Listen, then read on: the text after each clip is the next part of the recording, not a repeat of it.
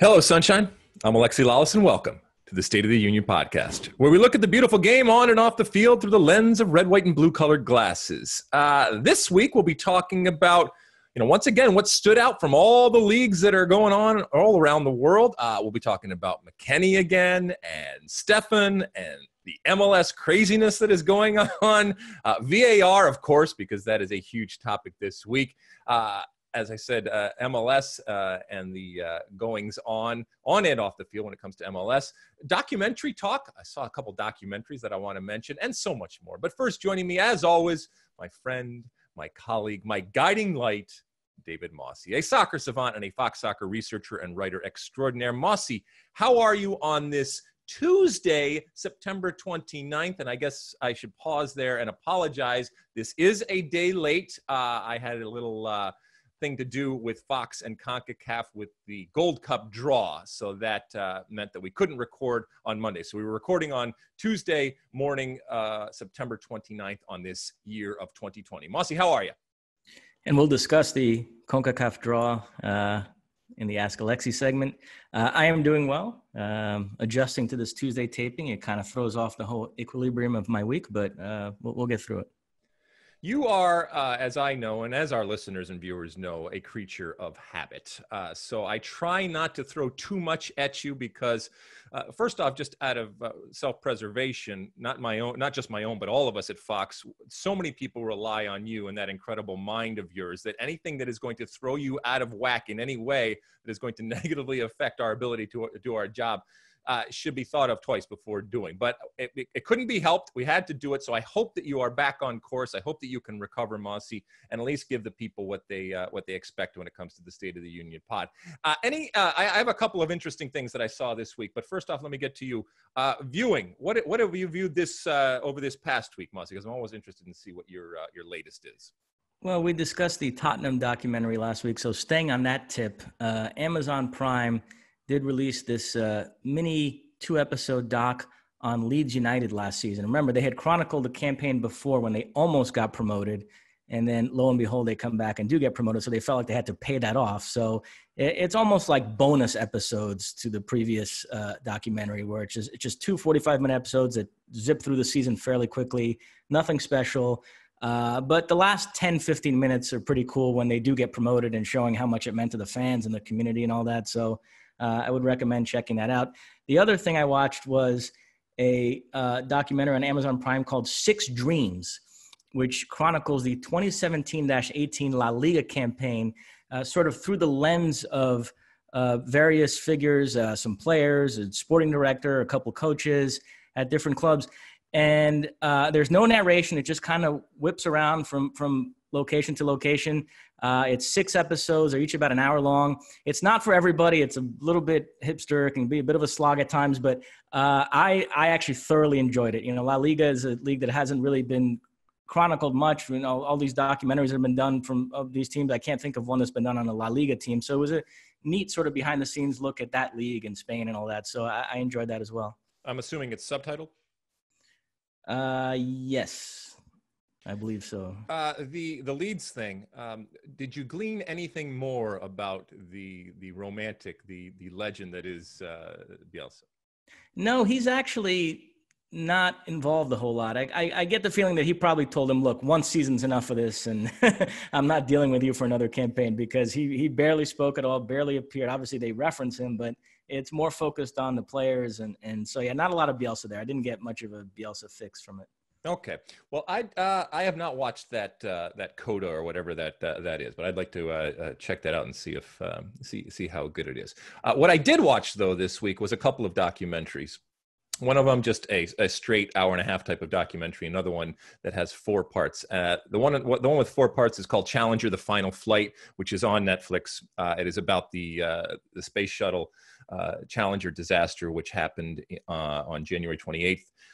1986 in the late morning, and I would have been 15 at that point. And it's one of those things where I remember exactly where I was when I found out about it. I walked right into the bookstore at my high school, and there it was on the television. And everything kind of stood still. So it is one of those seminal type of moments, especially for kids from the 70s and 80s that grew up and were growing up at that time. It's 4 parts. It goes through. It doesn't necessarily tell us a whole lot new, but it was interesting to kind of go back and relive that, because it was such a huge part of, like I said, growing up and the mistakes that were made, but also it kind of reaffirmed the part of the space program that sometimes people don't want to talk about, and that is that there is inherent danger in everything that is done, because you are pushing the envelope and you are doing things that have never been done before. And the acceptance of the astronauts, whether they are astronauts or whether they are guests, whether they are highly trained or not trained, understanding that doing these things that have never been done before come with that risk, and some pay the ultimate price. I should say also that I was looking today, and someone pointed out to me that we are recording here on September 29th. In 1998, 2 years after the Challenger disaster, the first space shuttle mission after the disaster took off and was successful on September 29th, 1988. So today is actually a day in NASA history. So that was one of the documents, and I do recommend it. It's four parts. It's not, you can binge it very, very easily. The next one that I watched, I'm a huge music doc fan, Mosse. So any type of music doc out there, I will eat up. So there's one on Amazon about Gordon Lightfoot. Mosse, do you know who Gordon Lightfoot is? I do not. All right, so Gordon Lightfoot is and I will say it, he is a legend in the music industry, a Canadian who had crossover success. He is a legend in Canada, less so maybe around the world, but he did have overall international success, including some very, very big hits and becoming very, very popular in the U.S. And he lived a fascinating life. He is a singer-songwriter in every sense of the words, as a singer-songwriter, in that he wrote everything. And not only did he write everything, but many, many people covered his songs. He actually probably made a whole lot more money in other people covering his songs. And he was a hellraiser, but to see how he was able to break through, and maybe it's in this time where we are watching, where we don't have live music, which is so important to me and many of you listening, concerts and clubs and all that kind of stuff, live music. It just,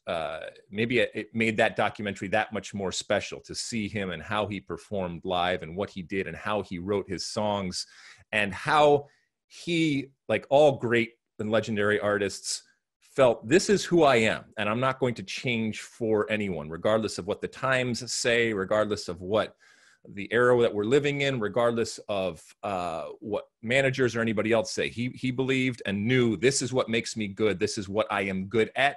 And he did it. And he said it will find an audience. And ultimately it did. And his ability to turn phrases and to tell stories and to evoke emotions is amazing. So if you want somebody to go and listen to, maybe that you haven't heard of, or you certainly haven't heard a lot of, Gordon Lightfoot is one of those. And, he gets kind of a bad rap at time of just being kind of soft, yacht rockish type of music. And he's so much more than that. Not that there's anything wrong with that. I love that. But, and he came about before the whole age of MTV. And so, he was in a certain way hurt a little bit by that. But a fascinating documentary about a fascinating and legendary type of musician there. So those are my 2 recommendations for this week. All right, Mosse, anything else before we light this candle? That's it. All right, let's light it, and let's dive right into what's going on over in Europe and all of the different things. We will talk about the VAR situation, which has dominated the headlines a little later in the show. So we'll save that for later, but there's still so much more that has gone on when it comes to Europe in particular, including a lot of American connections. Zack Stefan, who some believe is the starting goalkeeper for the U.S. men's national team. Others believe he is not quite there yet. He has had an interesting European experience over the last few years. But ultimately, he is a member of Manchester City, one of the great clubs in the world. He's not necessarily, no, he's not the starting goalkeeper for Man City, but he is the backup or one of the backups. And as such, in big clubs like this, he gets opportunities when it comes to the tournaments that they play and the lower level type of games, which is, look, if you're on the field with Man City, playing for Man City, that's a good thing. So we saw him for the first time playing for Man City in, what's the cup called, Mosse, that he was playing in? He played in the League Cup against Bournemouth. Okay, League Cup against Bournemouth. And you know, they won the game. But by the way, if you're a Man City goalkeeper, and we'll talk about what happened in the EPL, but for the most part, you're not going to get a lot of action. And it doesn't mean that you're not of value, because sometimes goalkeepers that don't get a lot of action are incredibly valuable for being able to mentally stay in the game and make that maybe even just one save that is needed to be made to keep their team in the game. Not if they're just, you know, killing the other team, but the amount of possession oftentimes that Man City has is such that you are not asked to make the saves. What you are asked to do, though, is play out of the back on a consistent basis and to be almost that sweeper keeper type of goalkeeper, which is one of the reasons why Zack Steffen is, I think, valued not just by Man City, but also by Greg Berhalter and the U.S. men's national team. The problem is the amount of games that he is going to play. You know, I often say that form is fallacy, and I truly believe that. Not always, but there are certain times where that is true. But that's in the context of people that are playing and maybe playing poorly, and that not necessarily translating to the national team, or playing really, really well, and that not necessarily. But in both of those instances, the players are playing, and they are playing consistently. Not playing, or playing very, very minimally, that for a goalkeeper or for any player can be problematic. Mosse, right now, I guess the question is, from a U.S. perspective, is this is a good thing for Zack Steffen, but is it enough for you or anybody else to say that he is the number one for the U.S. men's national team? Yeah, it's interesting. There's so much excitement over all these Americans suddenly being at top European clubs, and Steffen gets thrown onto that list because it makes the list even more impressive with Manchester City. But he seems to be the one where it's polarizing. I mean, we all think it's a good thing for McKennie to be at Juventus and for Pulisic to be at Chelsea and Gio Reyna starting games for Dortmund, et cetera. And then when you get to Steffen, it's like, well, I don't know if this is actually such a good thing that he's on a club like Manchester City for the reasons that you outlined. And listen, I happen to think Ederson has become sneaky overrated. So I'll put that out there right now. But it's still hard to see Steffen supplanting him, given the fact that Ederson's been the starter for the past 3 seasons. They've won so much with him. He did lead the Premier League in clean sheets last season, and he's still generally considered one of the best goalkeepers in the world, although, like I say, I think that reputation's a bit outdated. So I think we have to presume that this is going to be what Steffen's going to have to content himself with, the odd cup game here and there. The good news is City do tend to go far in these domestic cup competitions, but still, you're talking about 1 or 2 games a month over the course of the season. So, yeah, it's a tricky one. I mean, I think playing for Pep, he will improve with his feet, and so Greg Berhalter will like that. But there is this question about him being able to stay sharp. You know, there's this Stu Holden school of thought that this should discard him from being the starter for the U.S. The U.S. has to have a starting goalkeeper that's playing regularly for his club, and so that Berhalter is going to have to look at other options. It sounds like you're not quite there. You're not you want to see kind of how this situation unfolds. I do want to see how it unfolds. What will be interesting is, and the balance and the decision that ultimately Greg Berhalter is faced with is, I don't think that there's anybody that's better with their feet than Zack Steffen, even now, even with the limited play. And that's part of the reason why he has flourished under Greg Berhalter and continues to be a favorite under Greg Berhalter. Because, as we know, Greg Berhalter, whether it was for club and now for country, he has tried to implement a much more possession-oriented type of style, playing out of the back, and adherence to keeping the ball in possession and playing out of the back, even in risky types of situations. You know, and for a lot of people, this is what the evolved game is now. So you need a goalkeeper who is comfortable doing that. And I don't think, someone like Brad Guzan, for example, is as comfortable as Zack Steffen. The problem is, when you're playing against small clubs or small nations from a national team, and you're going to have most of the ball, that's all fine and well. But this is about measuring us against the elite. And if we aren't playing out of the back or can't play out of the back, and probably more importantly, if we are facing lots of dangerous situations and shots, you need a shot stopper. So ideally, you want someone who's great with their feet playing out of the back and also saves the ball, which is the most important thing for any goalkeeper, right? And the problem right now is if we could create this Frankenstein type of situation where we're taking parts of different players, then we would have that perfect goalkeeper. We don't have that perfect goalkeeper right now. So Greg Berhalter is going to have to decide what is more important. Are you going to give up the fact that he is not as good as a shot stopper as others?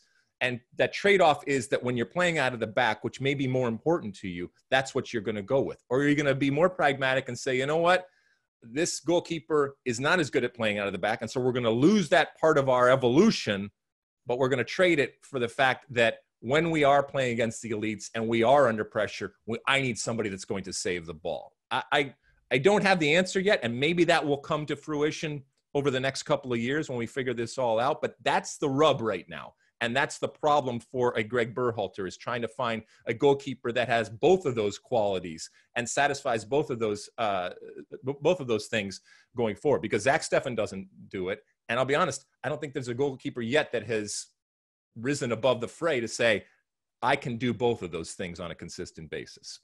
All right, what else, Mosse? Anything else to say about? Man City then followed it up with a loss in the EPL. So it's not as if they're infallible. It's not like, to your point, it's not as if there may be opportunities. I still don't see Zack Steffen getting put in goal anytime soon for the first team, if you want to call it, or being the first string goalkeeper right now. But there's are there problems right now when it comes to Man City? Well, to be fair, they conceded 5 goals in a 5-2 loss to Leicester, but I don't think any of them were Ederson's fault. 3 of them were on penalties. One was this incredible strike by Maddison, upper corner, and then the other was a really nifty finish by Vardy from close range. Vardy had a hat trick in this game. Ederson gave up 5 goals. If you're a U.S. fan, you like to see that, but I don't think this is the sort of game that's going to cause Ederson to lose his job. Listen, my big picture take on the Premier League, you see City lose 5-2 to Leicester. Chelsea, which we'll talk about in a second, they have a wild one against West Brom, but they drop points there. And then Liverpool go out and take care of business against Arsenal. And I just think, Liverpool last season, they finished 18 points above City, 33 points above United and Chelsea. And for a league that prides itself on competitiveness, folks weren't entirely comfortable with that. So going into the season, we expended a lot of energy trying to talk ourselves into why Liverpool weren't going to be that good and why the Uniteds and Chelseas and Arsenals were going to be much better than they were last season. And it was going to make for much greater competition at the top. And 3 rounds in, I'm already questioning whether, you take a step back and you think, well, Liverpool didn't really lose anybody of consequence from last season. They've added Thiago. And unlike with Pep, where you start to get to year 4 or 5 and you get a real sense that players are tiring of him, I don't get any sense of that with Klopp. Everybody still loves him. There's still a real harmonious feel with that squad. So, Liverpool, 3 wins out of 3. They've already beaten Chelsea and Arsenal somewhat authoritatively. And you start to wonder, is this season going to be any different? Is there any reason to really think that it is going to be different other than sort of wishful thinking on our part? Can you make a case for somebody other than Liverpool winning the league this season?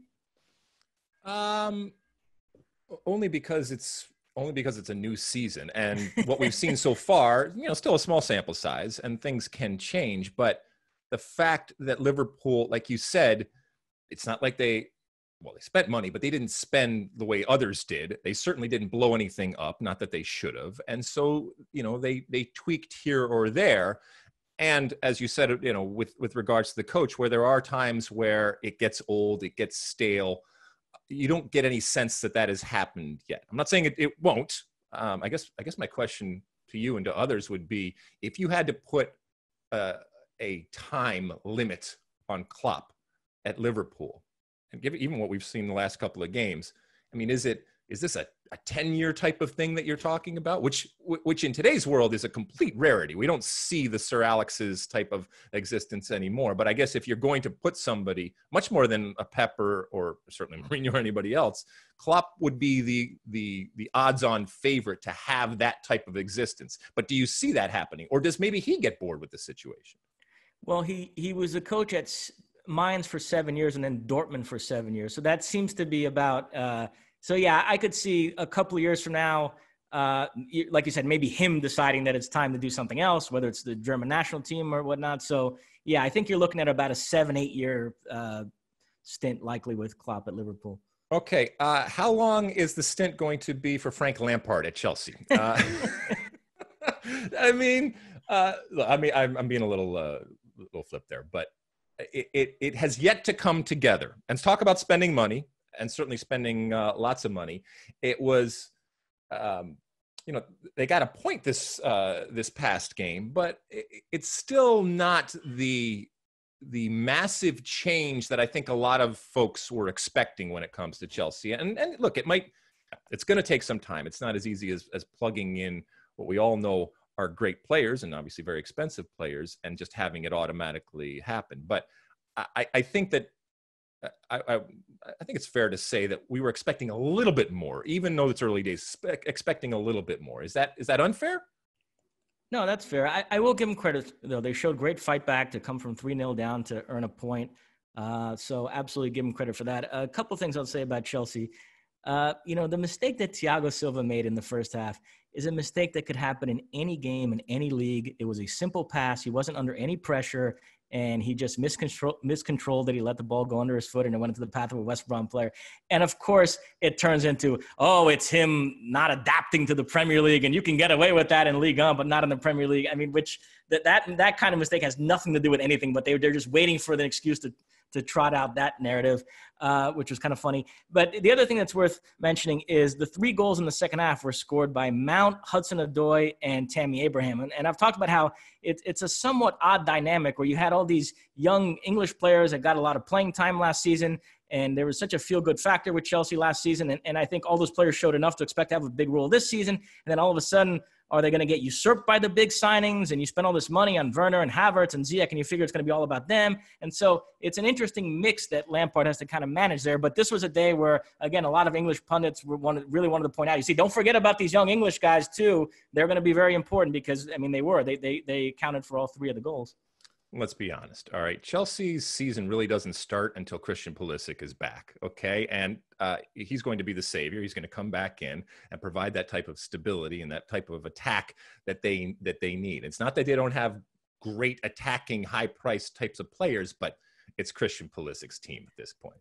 I mean, you're saying that somewhat facetiously, but there's some truth to it. I mean, he was at the end of last season, he was clearly their best player. And if he can stay healthy and play for an extended stretch the way he played towards the end of the last season, then yeah, he's an absolute difference maker, and getting him on the field could change this whole situation around. And you are able to construct an aura and a value oftentimes by timing and association and all that. And look, I don't want anybody to be hurt, and certainly Christian's had unfortunately a long history of injuries, but if there ever was maybe a time to be out and a benefiting from a time to be out, this is it, because you can come back and be that hero and be part of at least the perceived change of that team and the real change when it comes to the actual results. So we'll see if and when Christian Pulisic gets back. Let's finish up the EPL here.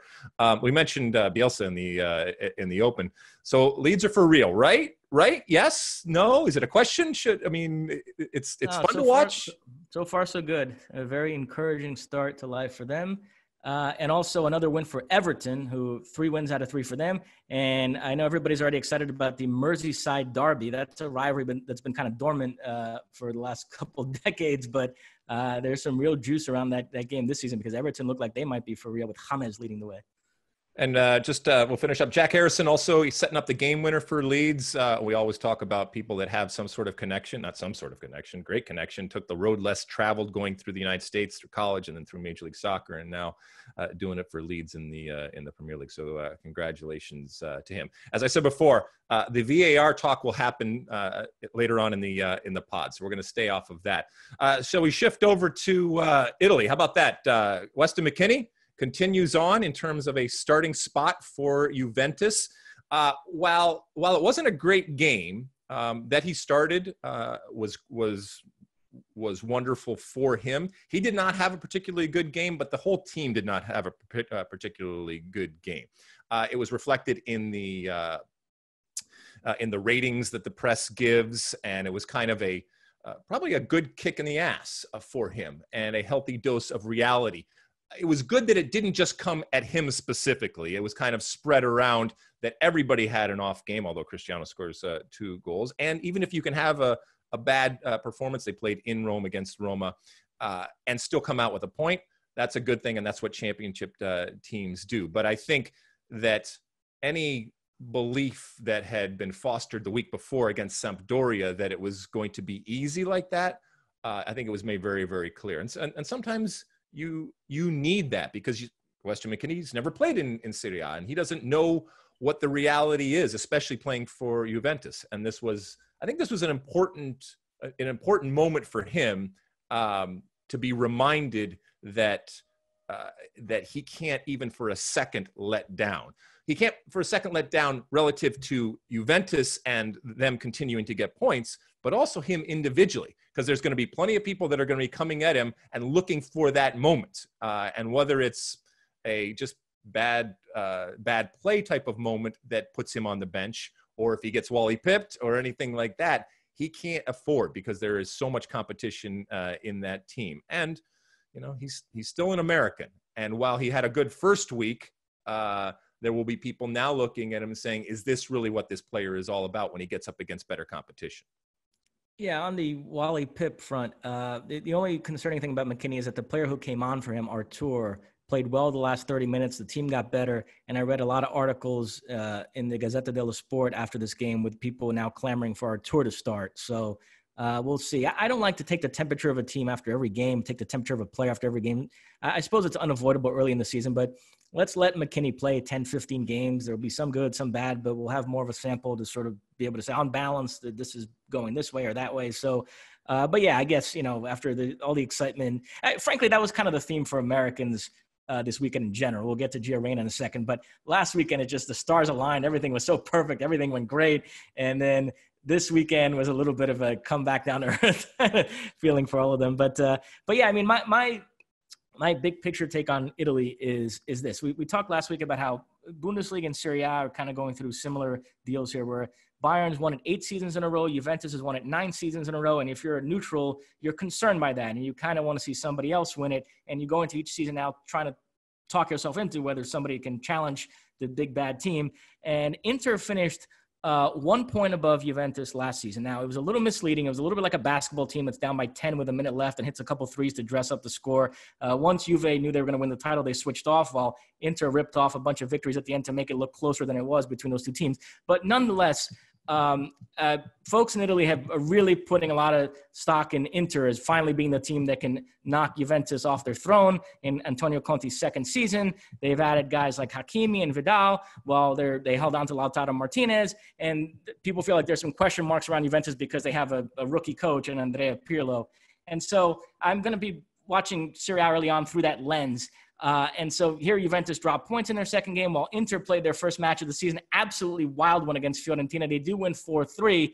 Ribery, by the way, was sensational for Fiorentina at 37 years of age. That guy is still doing amazing things. But Inter do rally. They were down 3-2 late. They scored twice. They pick up the victory. Both Lautaro and Lukaku scored. So an exciting start to the season for Inter. And let's see how this unfolds and whether Inter can, in fact, do what, we've been sort of pining for Dortmund to do with Bayern, and they haven't really been able to do it. But let's see if Inter can be that team to really make a major challenge and perhaps finally dethrone Juventus in Serie A. All right, we'll finish off Serie A, sending our best wishes to the legend that is Zlatan.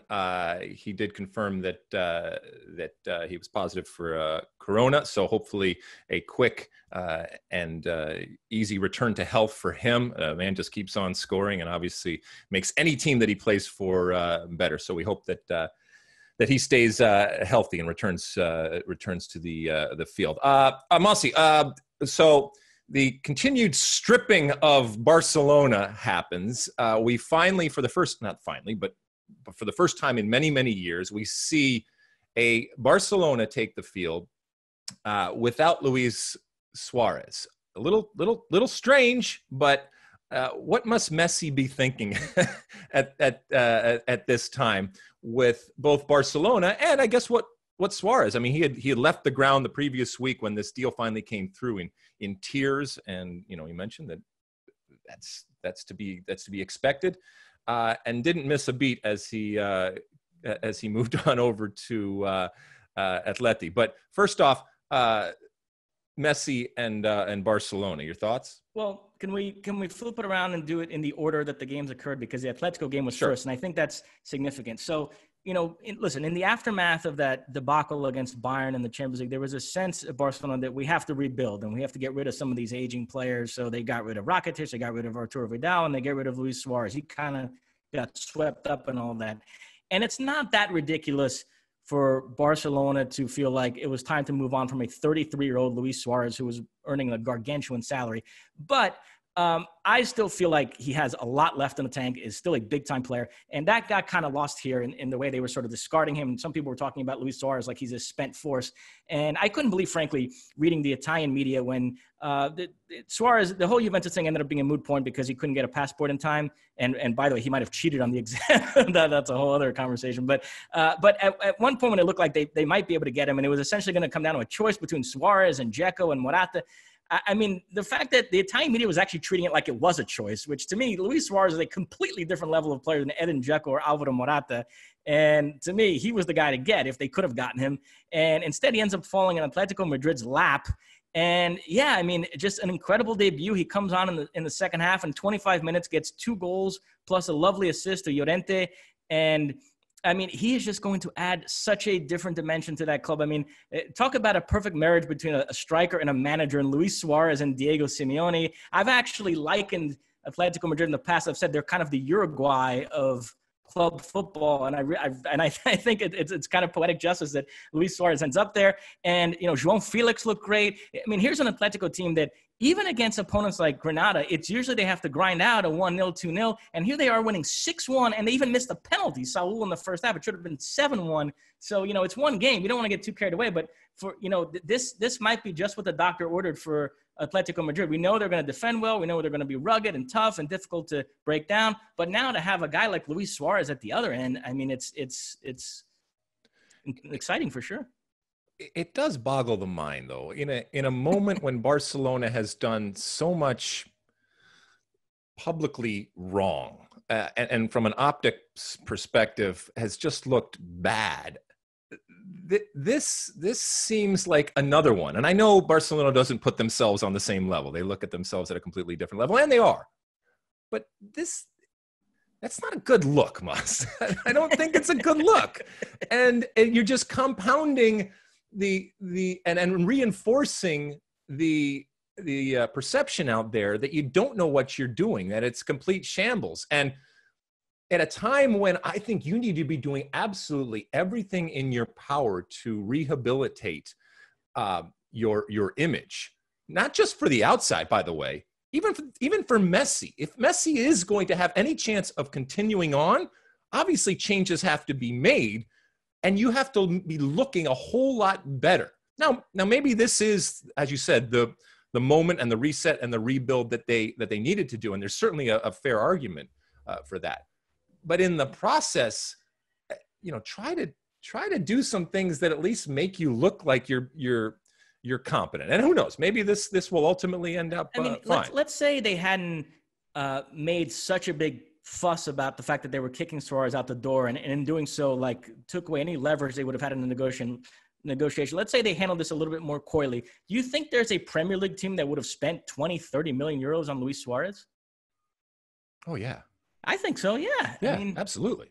I think he would have. They end up giving him away for free. It's strange, yeah. I mean, I look at him as a commodity. I look at him as an incredibly valuable commodity out there on the open market. I think there's a lot of people that would have come calling for Luis Suarez. And I don't know. I mean, look, we don't know behind the scenes what ultimately ended up happening. But if this is what you decided on, this is the decision made. It seems very, very strange. But anyway, so, I mean, in fairness to Barcelona, so earlier in the day, Suarez does what he did for Atletico. Rakitic scores for Sevilla, and it's all set up for Barcelona to come out of this weekend with egg on their face. Everybody's looking to have a go at them anyway, but it doesn't happen that way. Why? Because of I have 2 words for you: Ansu Fati. And this is the kid that could change this whole narrative around at Barcelona and re-energize this whole club. They have a really, really, really special talent on their hands. What does he do? He comes out in their La Liga debut against Villarreal, scores 2 beautiful goals in the first 20 minutes, and then earns a penalty, which Messi converts, throw in an own goal. It's 4-0 at the half. Suddenly Messi smiling. Everybody seems happy. And amidst all the doom and gloom at Barcelona, actually a very, very impressive La Liga debut for them, 4-0 over Villarreal, which now has everybody's rethinking, is this going to be such a disaster here? I mean, there's still a lot of talent on this team. Coutinho played very well.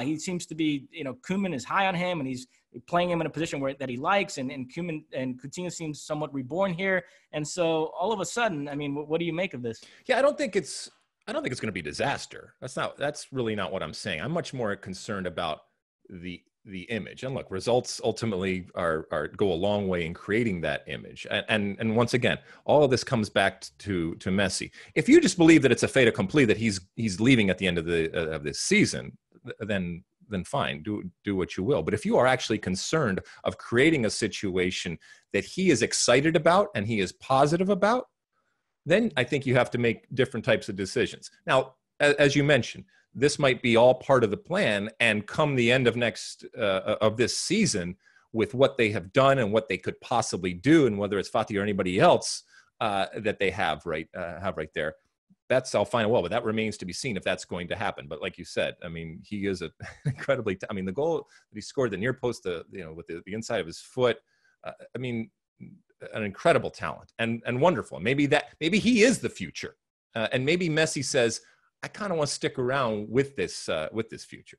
There's a little bit of a Messi Ronaldinho dynamic there, where you have one guy towards the tail end while the next guy is arriving, and Ronaldinho and Messi overlapped for a couple of years, and it was kind of fascinating to watch that dynamic. And I know it's early, but I'm kind of sensing a similar thing with Ansu Fati, and I wonder if Messi is going to really embrace that and take this kid under his wing and be something of a mentor to him.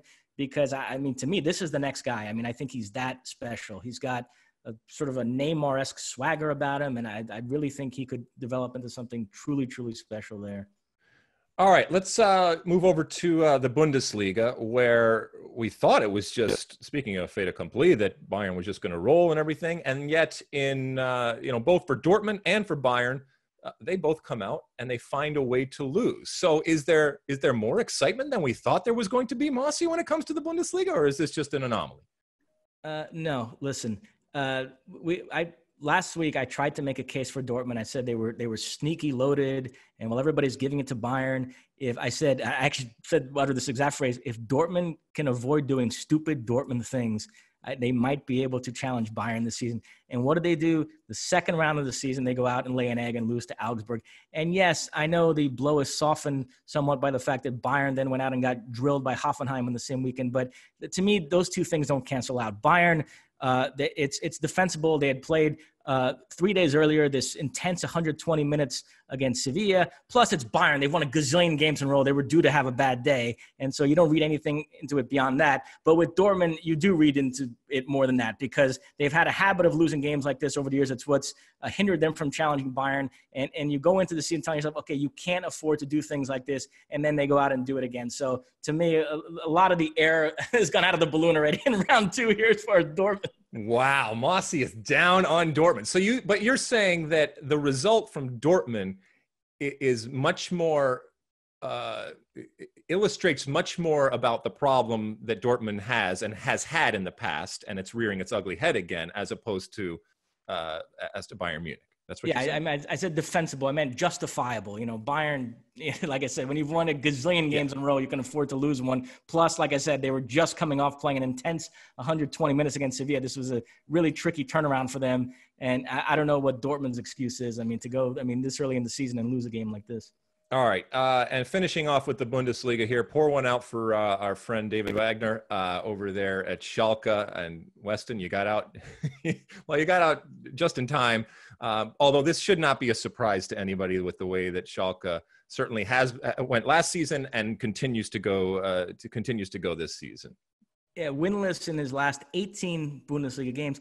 But it is an amazing turn of events because you might recall they had a terrific first half of last season to the point where when we got to the winter break, we were doing segments at Fox talking about like mid-season coach of the year, and he was very much in that conversation. In fact, I looked it up. They took the field against Bayern for a game in late January. Like I said, they had a very good first half of the season. Then the winter break hit. Then their first game out of the winter break, they beat Gladbach 2-0. And then the following week, they faced Bayern. It was like January 20-something, 2020.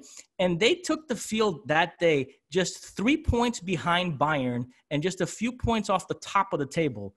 And Bayern beat them 5-0 that day. And they've never recovered.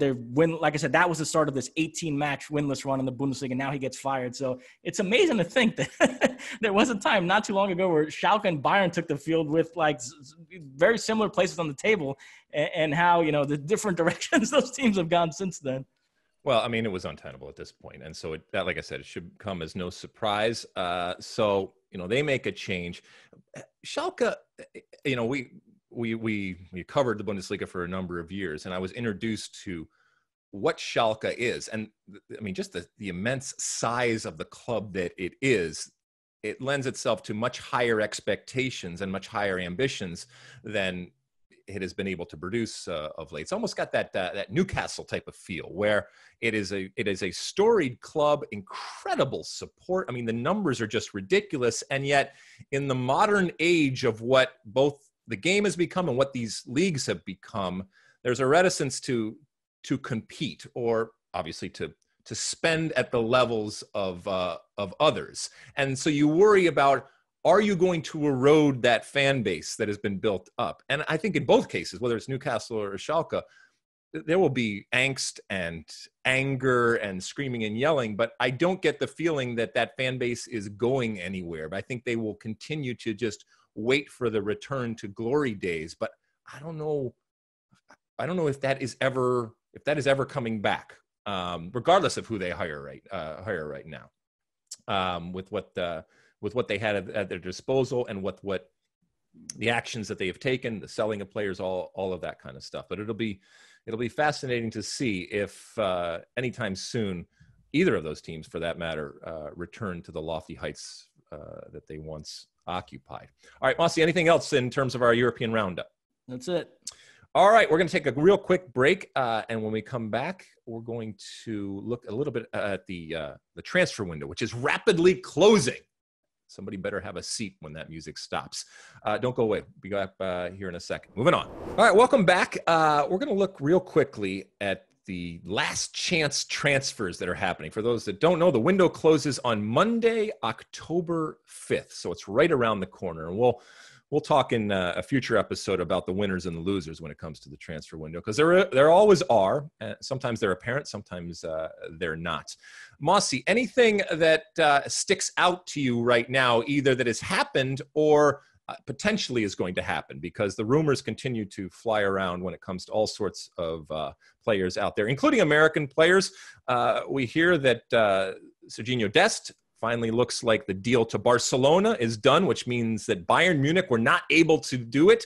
Not too shabby when you're choosing between Barcelona or Bayern Munich. And we'll talk about some other potential ones out there. But anything tickling your fancy here? Well, why don't we start on the American front? First off, I mean, Serginho Dest essentially had a choice between Barcelona and Bayern. He seems to have chosen Barcelona. What do you make of that? I guess in a strange way, I mean, that's not a strange way, because Bayern Munich is, at this point right now, arguably the best team in the world. Okay, so does he have a better chance? I can't believe we're saying this, but does he have a better chance of playing at Bayern Munich or at Barcelona? Now, we just finished talking about how Barcelona is kind of going through this metamorphosis and Ansu Fati type of thing, or a real desire to, I guess, make the changes, and in doing so, get younger. And I think he's got a better chance of playing right now at Barcelona with what they're going through, as opposed to a kind of more set team when it comes to Bayern Munich. Am I wrong? No, I think you're right. And remember, Barcelona now have a Dutch coach in Ronald Koeman, who we know Dutch coaches are always a bit partial to Dutch players. I mean, Sergio Dest, we know, is a U.S. international, but I'm sure Koeman kind of looks at him as, partly Dutch. So yeah, I think this is the slightly better choice from strictly in terms of playing time. Yeah, no, I agree with that. And look, it remains to be seen how much. I think Bayern did want him, but ultimately, Barcelona still has the cachet over Bayern Munich. Maybe not for everybody, but it's still there. They haven't completely lost any of that. So I can understand why the attraction, for a number of reasons that we just talked about, and that it is still Barcelona. Are Bayern Munich miffed that this didn't happen? Maybe, but they're still Bayern Munich. And let's switch gears to another American, Brendan Aronson, who it sounds like is on his way to Salzburg to play for Jesse Marsch. Interesting. I mean, this is probably a larger conversation for another day, but the reaction's been overwhelmingly positive to a young American leaving MLS to go to Europe. And I just wonder, there's a difference between being a great talent developing league and a great league. Brazil and Argentina remain the two greatest talent producing soccer nations on the planet, and yet neither of them have great domestic leagues. The same people who deride Ligue 1 as being a farmers league recognize it's a great talent producing league. Where do all these French players come from that won the World Cup? But they don't stay. The majority of the French players in the World Cup squad played somewhere else. So again, Ligue 1, great talent producing league, but not necessarily a great league. And I think the overriding question that MLS is going to have to ask itself over the next 5, 10, 20 years is the goal to be a great talent producing league, or is it still to be a great league, period? Is the target still the Premier League? Is the idea to someday have the best league in the world with the best players in the world in their prime playing there? Or is there now sort of an acceptance that the landscape of the sport is what it is, and MLS just needs to focus on producing a lot of good talent and understanding that if they're really good, they're probably going to go play for the Real Madrids and Barcelonas. And if the U.S. has a really good national team built around those players, then MLS has kind of done its part. And in the meantime, you just try to have as good a league as you possibly can, but sort of working within this framework of understanding that you're not probably going to be able to ever rival the Premier League and La Liga in terms of talent and prestige, because the best players in the world in their primes are invariably going to go there. I mean, I'm probably attaching a lot to this Brandon Aronson Salzburg, but it just got me thinking about these big picture questions. No, you're 100% right in thinking about this. And we remember when Don Garber, the commissioner of Major League Soccer, said that he wanted to make Major League Soccer a league of choice. Now, there's a lot to unpack when you're talking about something like that. But first off, I hope that MLS is not capitulating and kind of throwing in the towel when it comes to the desire to be that league of choice. And inherent in that is that you want to compete with the rest of the world. We all understand the challenges that MLS has when it comes to competing with the rest of the world and the head start that the rest of the world has. But I do think that there is also a value in recognizing that MLS has to be a part of the machine and has to be a part of the buying and selling machine that exists. And much more so when it comes to the selling part that MLS hasn't been a part of on a consistent basis. Because even the leagues that we don't look at as feeder leagues or developmental type of leagues, even the leagues that we look at as the big leagues, they are still part of the generation and the churning and burning of players and the business that is behind that. And MLS, I think, wants to do that. And I think this is a perfect example. Brendan Aronson, a talent? Yes. The greatest talent that America's ever produced? Not by a long shot, okay?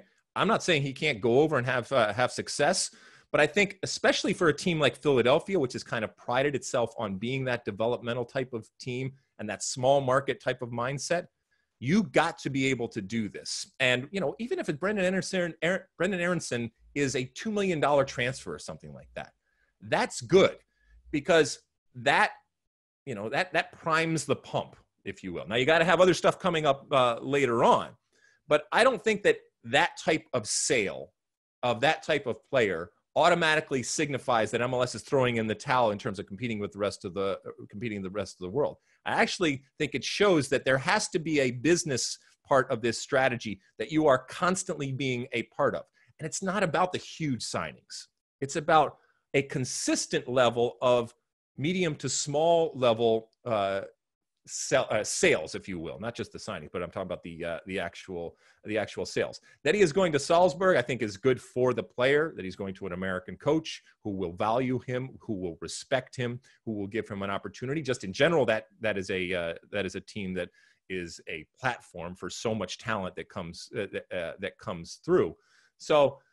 Yeah, I mean, I think it's really, really interesting. I will be interested if this type of sale, because it's not going to be for a ridiculous amount of money, if this type of sale becomes more commonplace. But you're absolutely right, Mosse, in looking and maybe being wary of this being the end of something. I don't necessarily see it like that, but I can understand how you could possibly interpret it as that. And MLS, they have to be careful. They have to be careful that they don't pigeonhole themselves, and that they've known that since the beginning. But selling young players does not mean that you can't be a league of choice. Selling young players on a consistent basis doesn't mean that you can't then compete with the rest of the world. You just have to pick and choose your moments and make sure that while you have the outgoing, make sure that you have the incoming also. Well, let's look at it a different way. If when the dust settles, the U.S. national team is routinely trotting out lineups where all 11 starters play in Europe, if most of those players came up through MLS academies, would that be enough in your eyes for MLS people to sort of feel like pride in that or feel connection to that? Or would they be annoyed that there's not any players that are actually playing in MLS at that moment starting for the national team? How do you think that's going to... It's a great question. I mean, we could potentially see at this next World Cup, and certainly this lead up to the next World Cup, with the amount of players that we have playing overseas, and what that says about MLS, both the good and the bad. You mentioned if they're being developed, then look, the talent is there. But if they are not matriculating and starring in MLS, are you saying that the only way for you to make the national team or for the national team to be good is to actually be playing over in Europe in the quote unquote better leagues? I think that is problematic for Major League Soccer. And, I mean, right now we talk about, a guy like Jordan Morris, who will vie for a starting spot, I think, on the national team, a guy who's never played overseas. I don't think it matters ultimately from a competitive standpoint where you play. You can be good at the international level, but in this constant need and drive for credibility and relevance, both domestically and around the world, I guess that could be, viewed as problematic from an MLS perspective. Ultimately, I don't care as long as we are winning. I don't care where you're playing or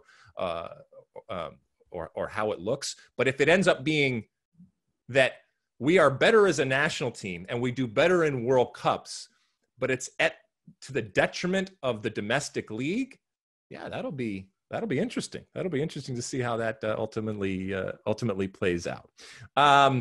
But yeah, but to end the conversation, I don't think that MLS wants, nor do I think that MLS can afford to either be perceived or in actuality be a feeder league or just a developmental league. But that doesn't mean that you can't develop talent and develop a lot of talent and show that there is incredible. Look, if I was at a league around the world, I would be mining the hell out of the United States. Okay. I think not only is there talent, but it's cheap.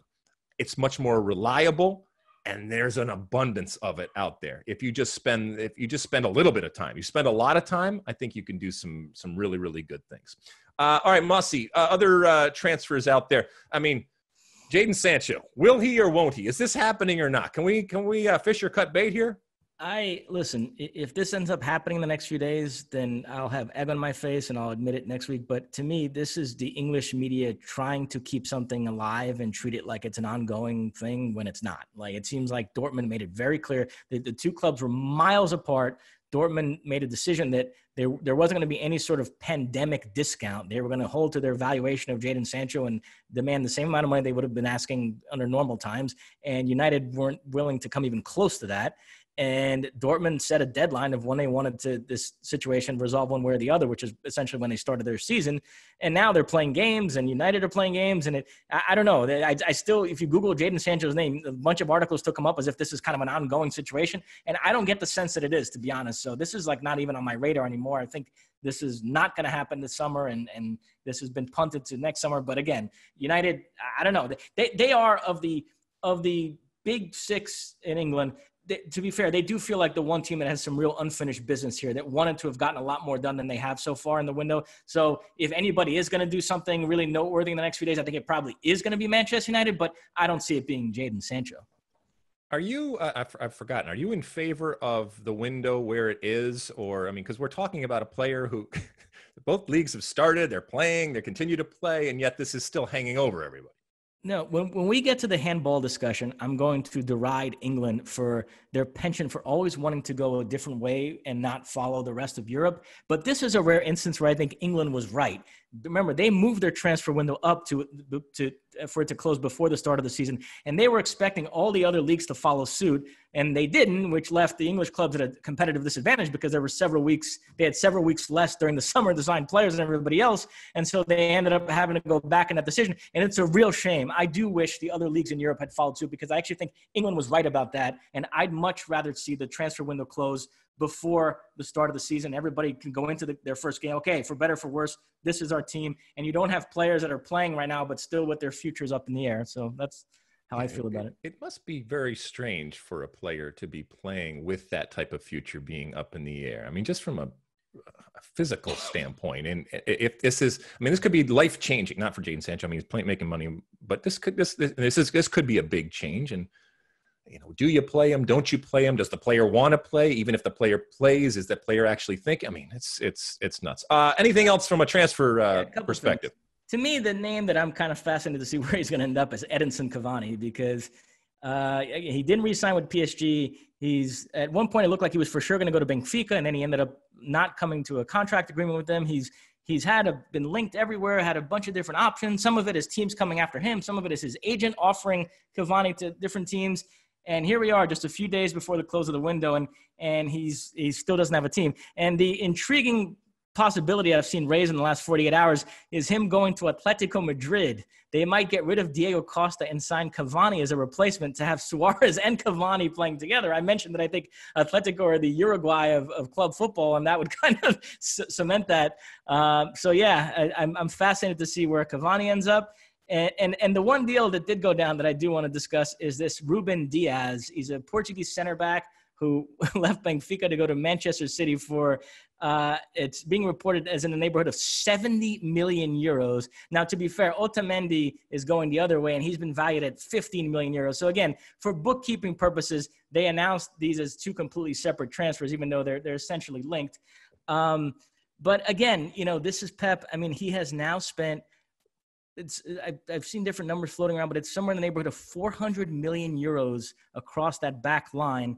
And it's that you look at the numbers, it's just crazy what they paid for John Stones and Laporte and Nathan Ake this summer already. And now they bring in Ruben Diaz for this amount, the fullbacks, Mendy, Kyle Walker, Cancelo. And I still feel like he hasn't completely sorted it out. It still feels like we get to the tail end of every season. And that still feels like, listen, they've had a lot of success under him. So he's sorted out into enough of a degree that they've been able to win domestic trebles and smash Premier League records. So, but you know what I mean? You still don't feel like that back line is ever completely settled. And when you get to these big Champions League games at the end of the season, it still feels like kind of their Achilles heel. And it's just amazing how much money he's been throwing around without being even this guy. I mean, he's good, but it doesn't feel like a sure thing, slam dunk guy that's going to walk in the door and, okay, Ruben Diaz, and then problem solved. He's going to be this commanding presence in that back. Maybe, we'll see, but it still feels like kind of a maybe. I mean, it's crazy.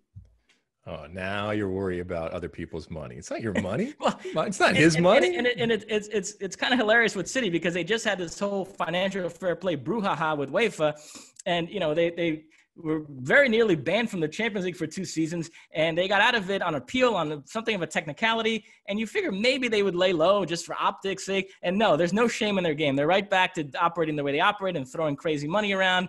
And, I mean, they're almost daring UEFA to come after him again, but I guess they feel like they're pretty invincible at this point. So, but still, I mean, just on the field, I mean, let's see. I mean, between Ake and Ruben Diaz, it's well over 100 million euros on defenders. You'd like to think that's going to solve the problem, but I'm not so sure.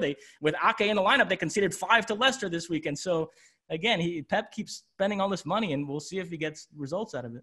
How dare you? How dare you, Mosse? This is Man City. All right. Technicality. Oh, my goodness. Wow. All right.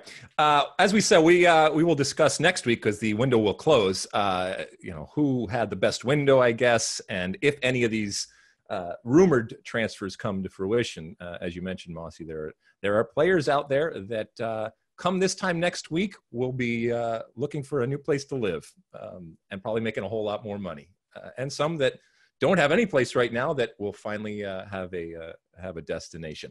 All right, we're going to take another quick break. And when we come back, it's time for Ask Alexi with that hashtag Ask Alexi. So don't go away. We'll talk about handballs and Atlanta and Major League Soccer and U.S. men's national team and all sorts of stuff right around the corner here. All right, moving on. Okay, welcome back. It's time for Ask Alexi, that part of the show where you send us in your Ask Alexi using the hashtag Ask Alexi, your questions, your comments, concerns, and we pick a few of them each week as we did this week. Mosse, what do the folks want to know? First up, I know you're chomping at the bit to discuss this topic. At Pistol 815, in the Everton Crystal Palace game, how did the refs not call a handball in the first instance, but call a handball in the second instance? I've never seen a more unclear rule in my life! ! Okay, exclamation point by Pistol 815. It's actually, if you're just specifically looking at this game and in these two situations, it's actually very clear. So, look, much of the last 48 to 72 hours has been spent by many in the football world with incredible anger and angst and consternation and irritation and all these different words that we could use over VAR and what many perceive as a fundamentally flawed type of law when it comes to the handling law, the handball law that we have. That it stems from incidents that happened in the EPL should come as no surprise. Unless and until something actually happens in the EPL and it has an impact when it comes to the EPL, it's almost as if it doesn't exist or hasn't happened. We all know that VAR and many of the laws that have been implemented have been implemented and used for now multiple years over many, many leagues out there. But watching, for example, and we mentioned earlier in the pod about the way that the English game oftentimes is late or likes to do their own thing. Watching the irritation bubble up when VAR was first implemented it warmed the cockles of my redheaded heart, as does this. To see many, and that's not just the English, but lovers of the EPL, try to come to grips, and many failing miserably coming to grips with what the handling law is and what a handball is. Once again, warms the cockles of my heart. To your question though, Pistol 815, why are they different? Well, if you look at the Joel Ward game and the two handballs, if you will, and the two type of different scenarios, one, his silhouette and the natural silhouette that was the player was judged as not being unnatural. And the other one, with his arms up in the air, even though he wasn't looking at the ball, was judged and deemed as being unnatural. And therefore, that's why the two different calls on those moments. Look, I look at this as, once again, we can scream and yell about the law all day long. Laws are made or laws are changed in order to modify behavior, okay? There was a time when I used to play where I used to just completely crush players in tackles from behind and just annihilate them. And the worst that I would face was a yellow card, okay? And oftentimes not even that. everybody recognized that changes needed to be made for the safety of the players and for the good of the game. And the laws were changed, and the way that those laws were interpreted were changed. And there was a much more strict adherence to the law. And I had to fundamentally change the way that I played the game. The handling law and the handball law right now is such that you know what it is. You understand what the situation is. You might not like it. You may not agree with it, but no player doesn't understand what's going on right now. Any player that defends in the box right now without putting their arms to the side or behind their back or basically showing everybody, I understand the risk that I'm taking right now, and I am doing everything in my power to mitigate that by playing in this type of new situation. Any player that doesn't do that, you are accepting the risk. And I don't understand why players aren't made to adapt and to adjust. In this age of VAR, in this age of technology, we understand that it is down to millimeters. It is down to the fact that we are trying to get the calls right, or more of the calls right. But it is still human beings. There is still a subjective nature to many of the calls that we make. But as long as there are human beings doing it, some part of it is going to be subjective. So there are calls now to, why can't we go back to the way it was? I don't think people realize before VAR, before the technology was involved, how much we argued and how much debate there actually was. And this has been an attempt to make things clearer. Any law is designed to actually define what the law is and what breaking the law is. And is there a subjective nature to many of the laws that we have? Absolutely. That has not gone away. But this whining that we have coming out from the EPL after the weekend by players, by fans, by coaches, look, it might get to the point where they change it. But until you can actually give me what the solution is, it's easy to scream and yell. This was done to make things easier, to make things clearer, okay? Now, it might not have had that effect, and there might be confusion out there. But until you can actually tell me what the solution is, you're just screaming and yelling. Mosse. First off, it's worth noting this quote-unquote new handball rule went into effect in all the other leagues last season, and in England they chose not to enforce it that strictly. And then this season it was a big point of emphasis that they were going to start to enforce it strictly. And so what that means, and again, England always seems to want to go its own separate way on these things. They did the same thing with VAR. You'll notice England, they're back to 3 subs. Every other league in Europe kept the 5. The Champions League is going to have 5. And yet they're doing it. They're back to 3. And we can debate who's right, who's wrong, but it's just their natural instinct is we're separate. And look, and insert your own Brexit joke here, but their natural instinct is we're going to go our separate way from the rest of Europe. And then sometimes they end up coming back and eventually conforming to the way everybody else is doing things. But what this means is that everybody else is farther along in getting used to this rule change and adapting to it. And I've seen some figures in other leagues where, yes, initially there was a spate of handball penalties, but then the numbers started to go down again because, as you mentioned, defenders started to adjust and understand what was going to be called and what wasn't.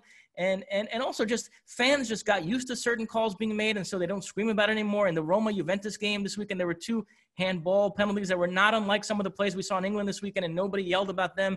And so it always feels like England, they're a little bit farther behind in adapting to these things. And yeah, listen, I'm with you. I mean, the more we can clarify this and move this closer in the direction of if it hits your hand, it's a handball. I'm for that. I was never comfortable with this notion of referees having to judge intent. And yeah, and it does seem like in England, they've always had this higher threshold of terms of what they think constitutes a handball. I mean, anything short of like a Dikembe Mutombo swatting the ball away, English commentators try to talk themselves into not being a handball. And I think the game needs to go in the other direction of now look, there are instances, I'm not sure I'm totally comfortable. If a guy is in the wall on a free kick and a guy blasts a shot that's going to go right in his face and he just instinctively puts his arms up to cover himself and it hits his arm, I suppose there are situations like that. Would you be comfortable with that being a handball penalty, or are there instances like that where there's a little bit of wiggle room? Yeah, there is wiggle room. But here's how I would approach if I was playing today. Anything that hits my arm or hand has the potential to be called as a foul. And then I would act accordingly, okay? And would it change the way that I defend? Absolutely. Would it change the way I go up for the ball? Absolutely, okay? Look, we were taught, there was a time where we were taught to go up with our arms in the air. And we know, take away the handball rule, just in terms of, elbowing and hand to face and all those different things right now, we know that you can't do that. And you can adjust, because people say, that's unnatural. You can't jump without your hands in the air. The human body will adjust. You know what's unnatural? Kicking a ball, okay? And yet we have built an entire game around kicking a ball. Everybody adjusts. Oftentimes when you throw a ball to a baby, the first thing that they will do is grab it with their hands, okay? We will adjust. We will figure it out. Our game is based on an unnatural act, okay? So going up in the air, for example, the Andy Carroll header this weekend that went off of Dyer. People say, well, he didn't even see it. He was backwards. Well, you know what?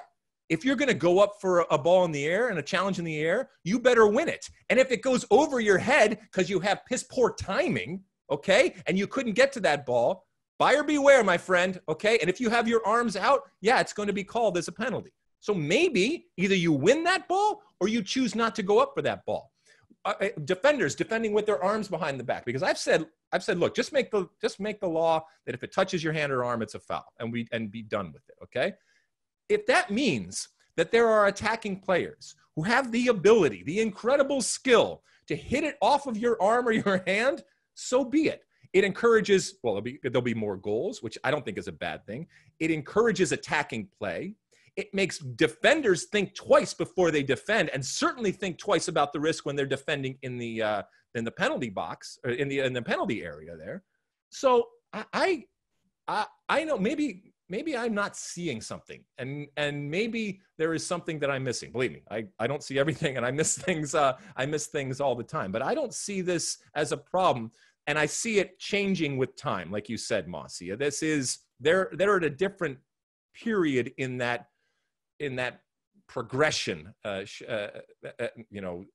learning what the rule is, how to adjust to that rule. And look, adapt or die, all right? But to your point, Pistol 815, you say you've never seen a more unclear rule in your life. And I argue that the rule is crystal clear. All right, Mosse, what else do we have? All right, next up, at Al Bow Wow. Why is Atlanta so bad? I don't see any real game speed. So if they can't stretch other teams vertically, I guess maybe horizontally, but they don't seem to be able to do that either. Exclamation point, followed by question mark.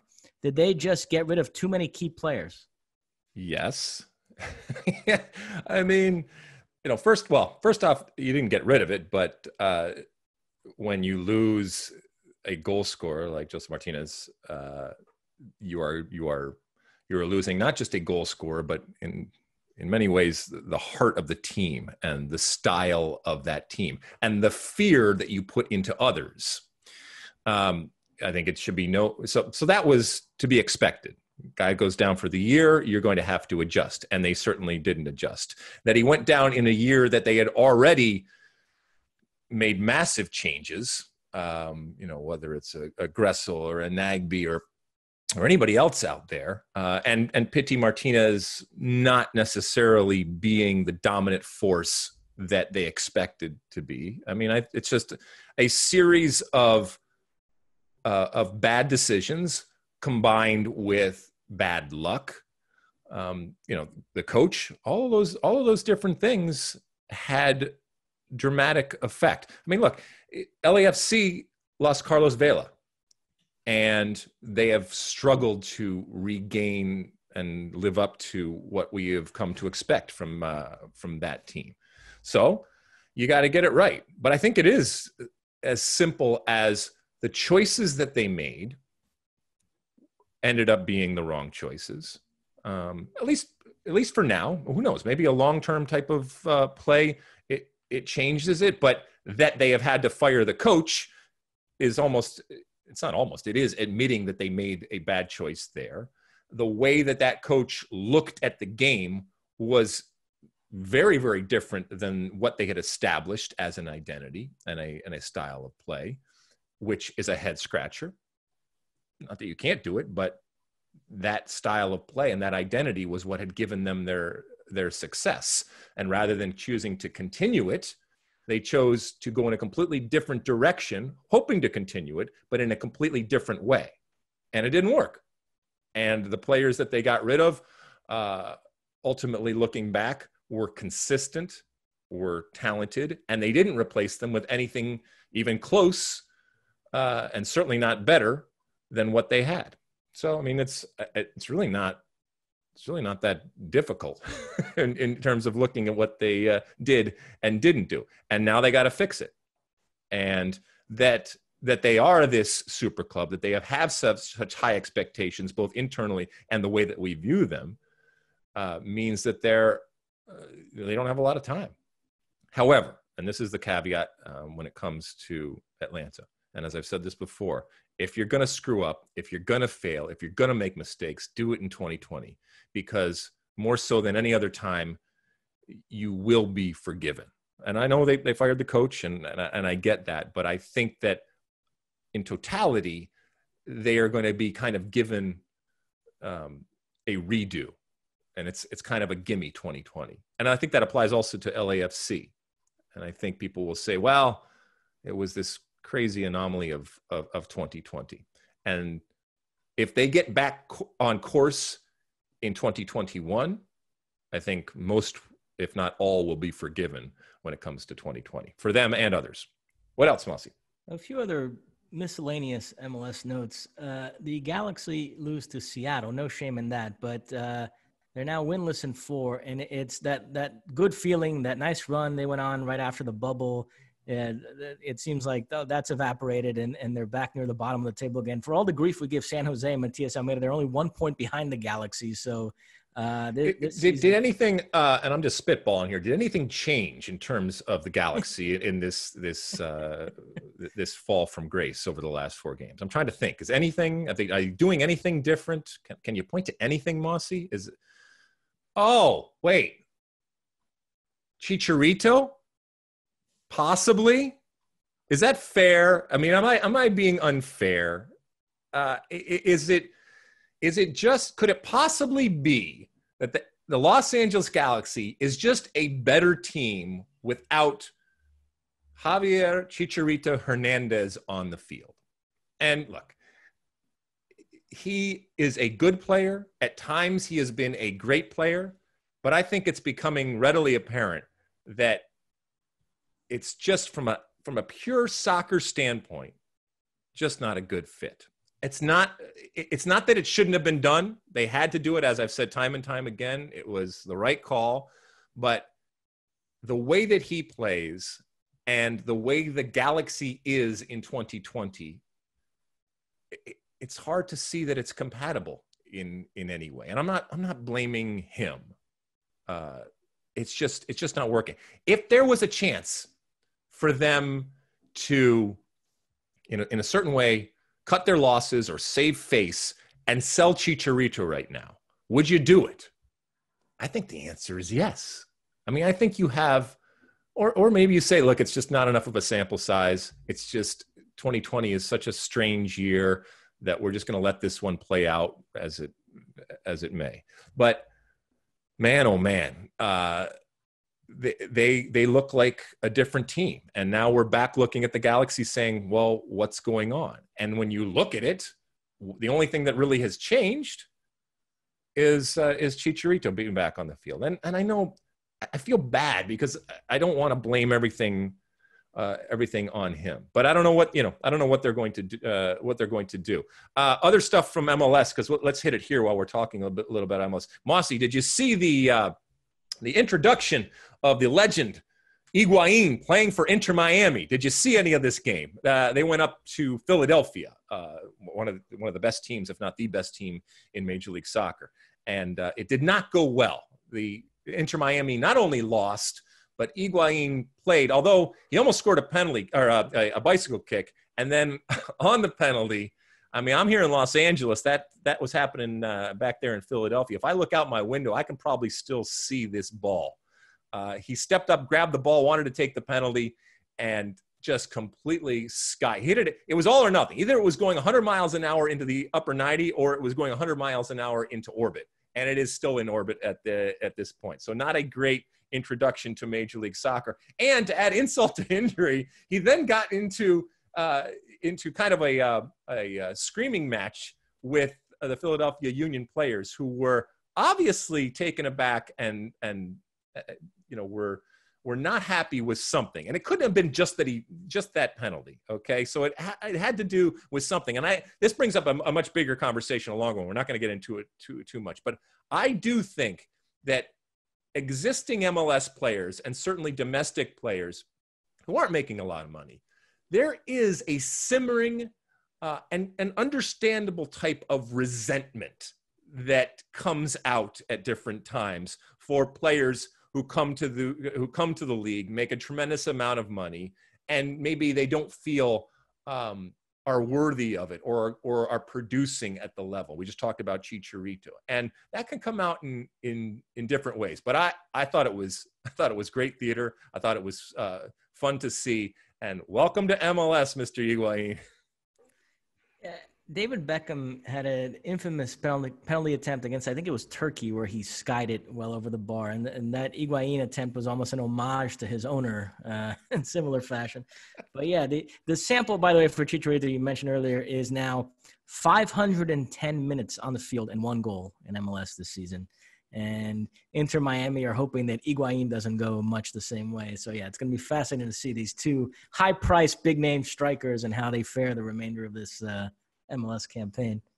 Yeah, I mean, part of me wants these things to work out. I mean, it's good for the teams, it's good for the league, it's a good message to send.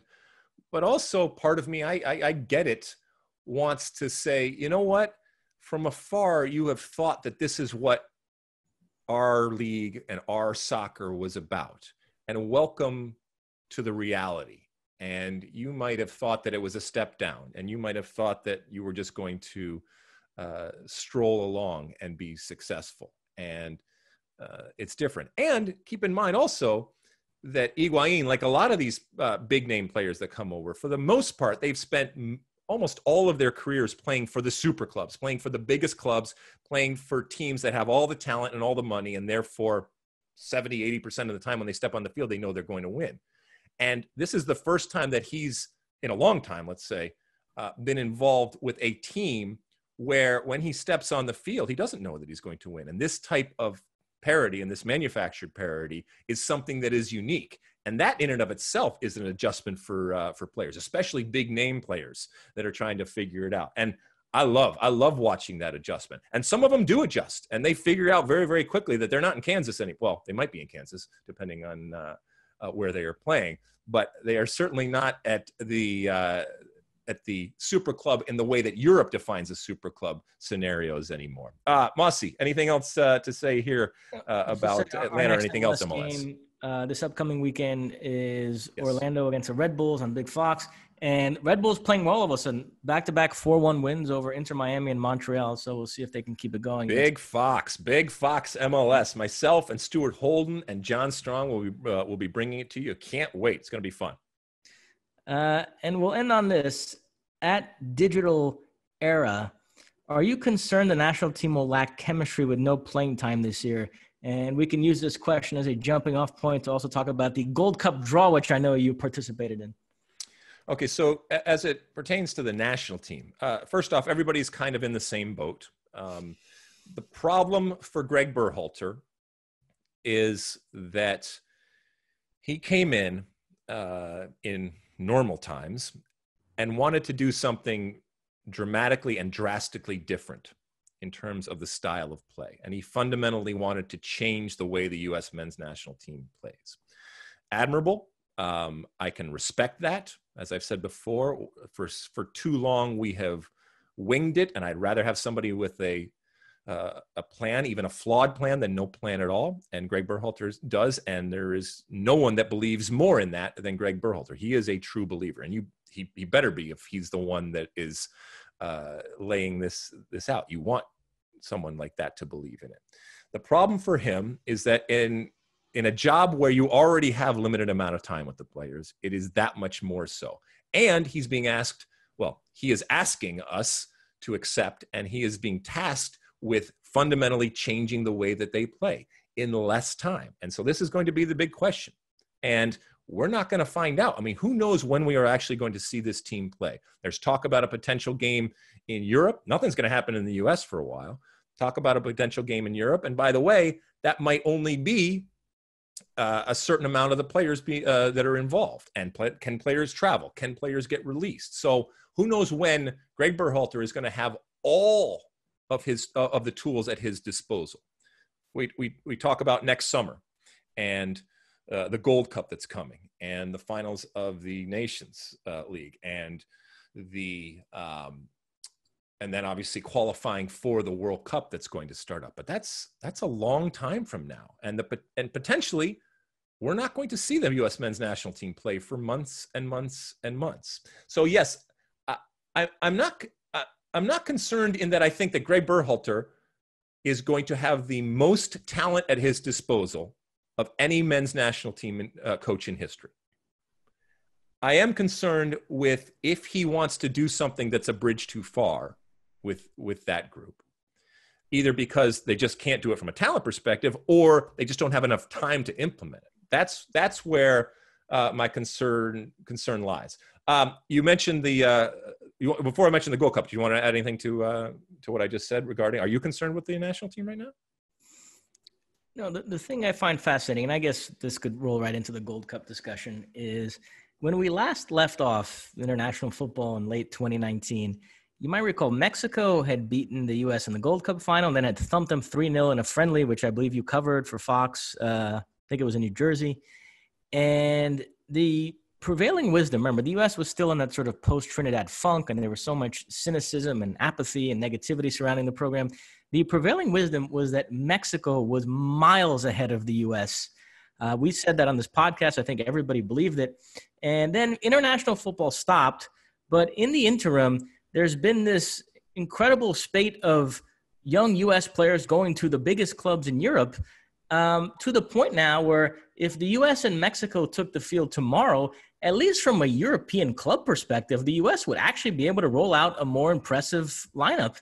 And so I'm just wondering what the U.S.-Mexico dynamic is going to be now the next time they take the field against each other, because, it seems like without necessarily even playing a game or doing anything on the field, the vibe has changed here. And I wonder how, people in Mexico, I mean, they were really bent out of shape when you had all these players leaving Liga MX to go to MLS, and the suggestion that MLS might be catching up or perhaps even surpassing Liga MX.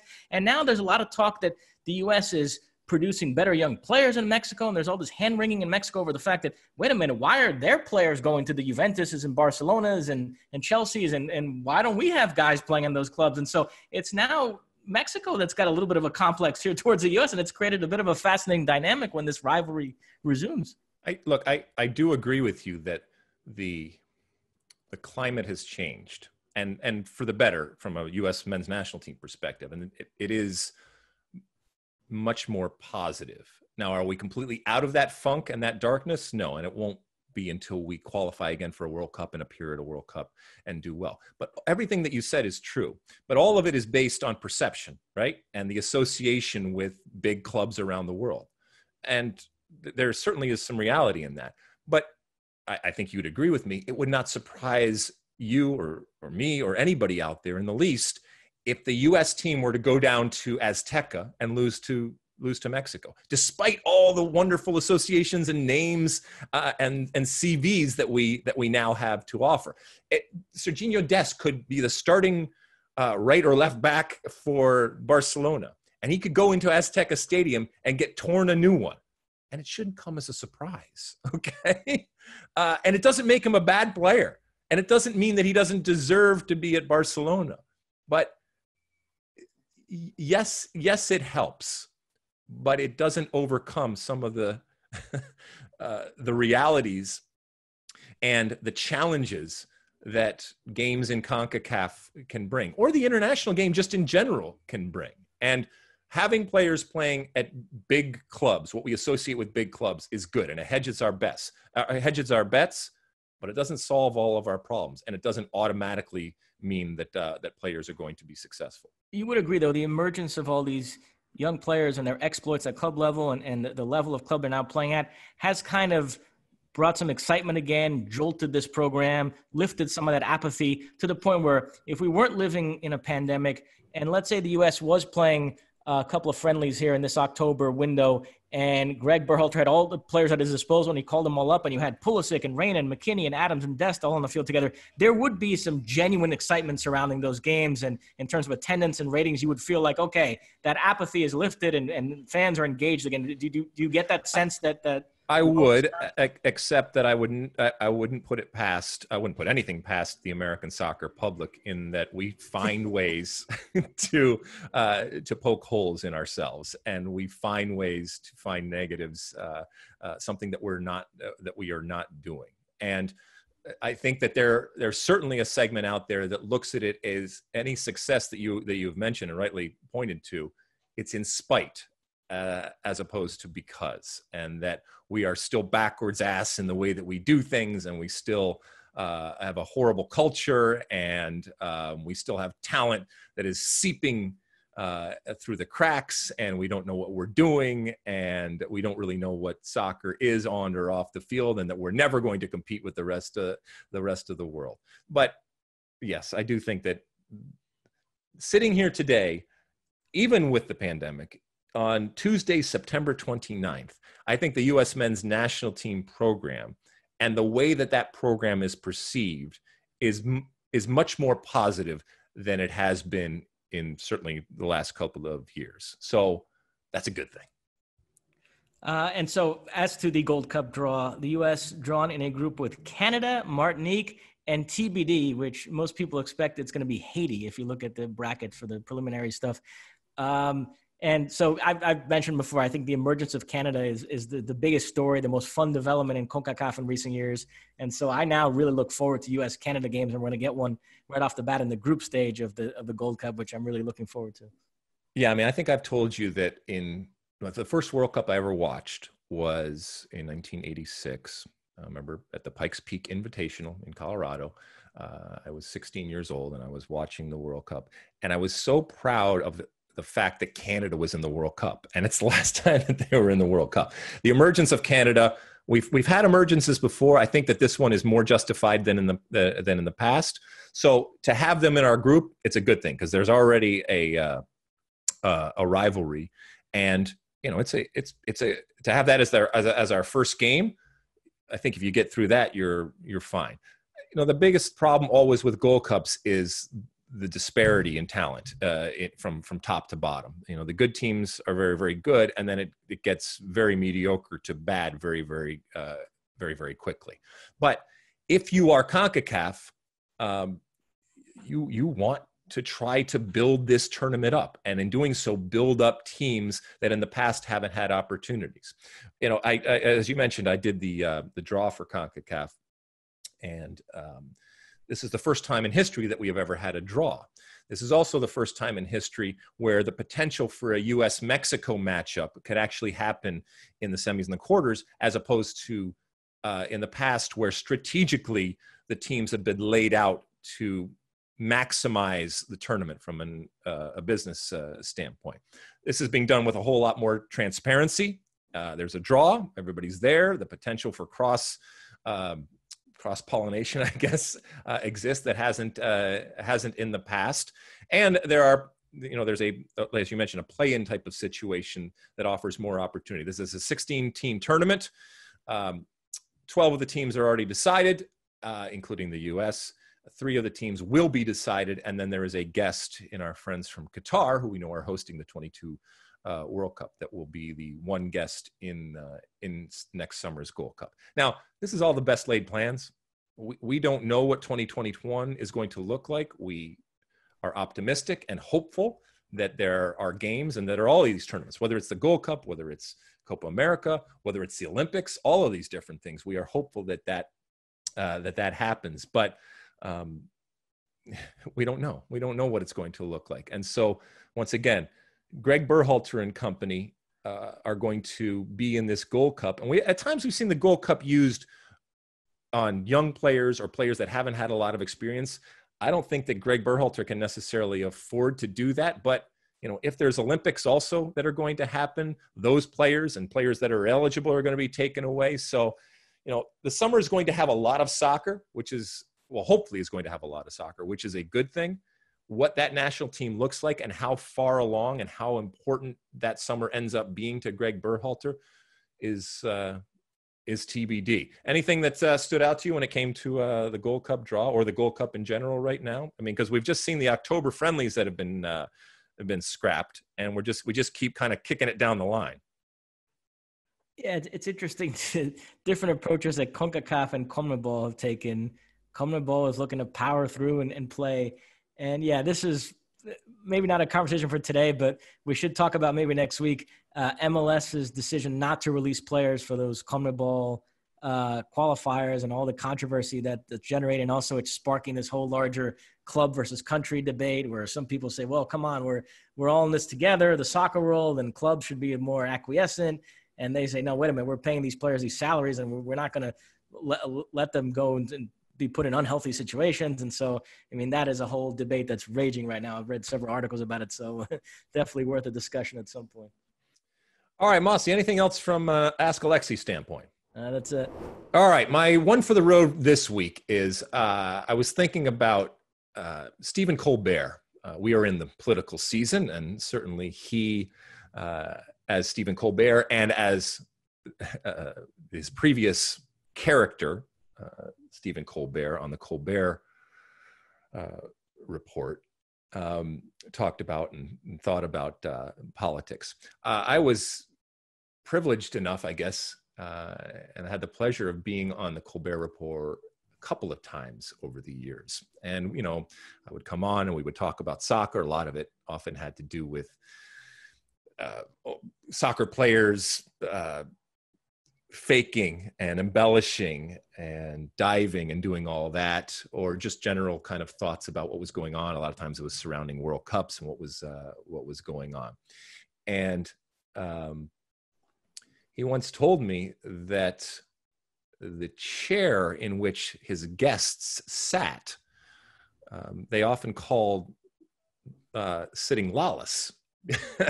And he told me that story once, because that had come to mean this is where the guest is sitting. They're sitting lalas, and that was fun to hear that I had even registered on his daily type of radar, not only registered, but had an impact on that show, which is why in 2014.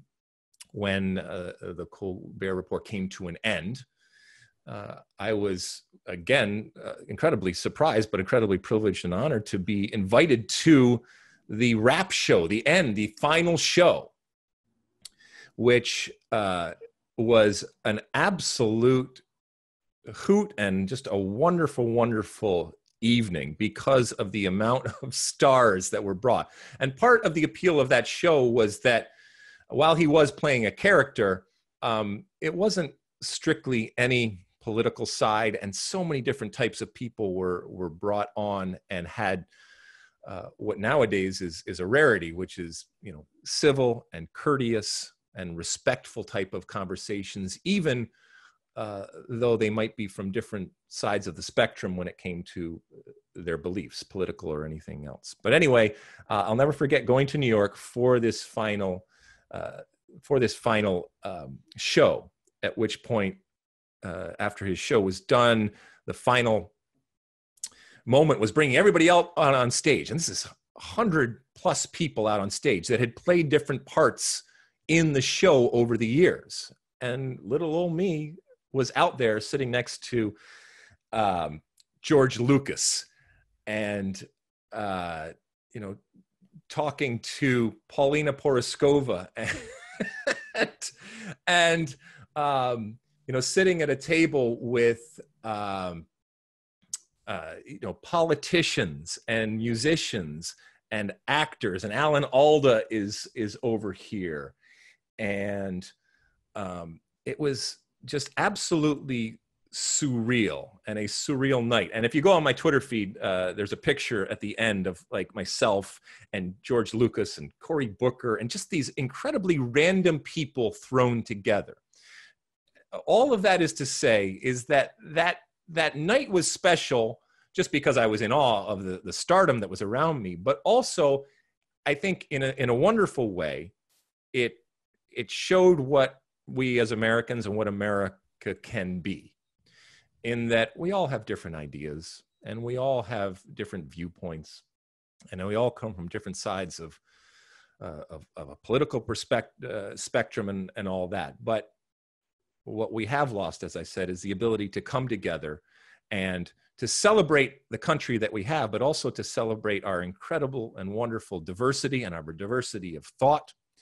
And whether it applies to soccer or anything else out there, that was a night where everybody came together, that were drawn together by this one show. And it was, as I said, a fun night, but it was representative of what I think America at its best can be, and what American soccer at its best can be. Because, you know, I mentioned that we as the American soccer community oftentimes find ways, and we'll go out of our way to find ways to punch holes in things and to be negative and to poo-poo things. And our ability to work together and our ability to work together in a respectful and courteous way, I think ultimately that is what is going to enable us to have success both on and off the field. And look, I might be idealistic, but oftentimes there's too little of that. And I do think that there is common ground out there. And it doesn't mean that we can't vehemently disagree, and doesn't mean we can't argue. You know what? It doesn't even mean that at times we can't scream and yell. And it doesn't mean at times we won't even say some things that we may regret. But ultimately, if our sport, and by extension, if our country is going to progress forward, we're going to have to find a way to accept and to celebrate and to respect the fact that not everybody thinks the way that we think. Not everybody is like-minded. And that's not only a good thing, but ultimately I think that's what makes this country the greatest country in the world. All right, guys. Thank you so much. Anything to add before we head off, Mosse? That's it. All right, we will see you again next week. You will hear from us again next week on another State of the Union pod. Please continue to download and to rate and to subscribe and to review and to do all those things that we love that you do. Enjoy the rest of your week. We'll be back at our normal time next week. Apologies again for the 24-hour delay here. It could not be helped. But onward and upward. I hope everybody's doing everything they need to do to stay safe and sane in these extraordinary times. And we will talk again next week on the State of the Union podcast. Until then, size the day. You like that clip? Well, my State of the Union podcast drops every week. Subscribe now on Apple Podcasts, Spotify, or wherever you get your podcasts.